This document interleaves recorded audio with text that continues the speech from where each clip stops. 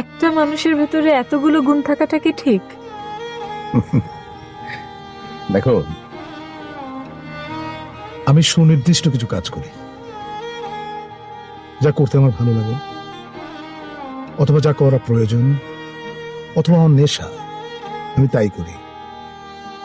তার মধ্যে কোনো কোনো কাজকে তুমি গুণ হিসাবে চিহ্নিত করবে। সুতরাং আমি গুণী না খুনি, তার দায় এবং কৃতিত্ব কিন্তু তোমার।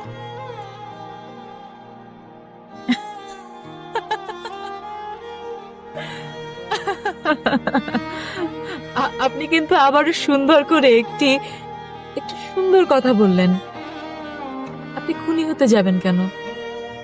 আপনি একজন গুণী মানুষ। আমার সম্পর্কে কতটুকুই বা জানো তুমি? কিছু কিছু মানুষ আছে যাদের অল্প দেখে অনেক দূর জানা যায়, বোঝা যায়। আপনি তেমন একজন মানুষ। কত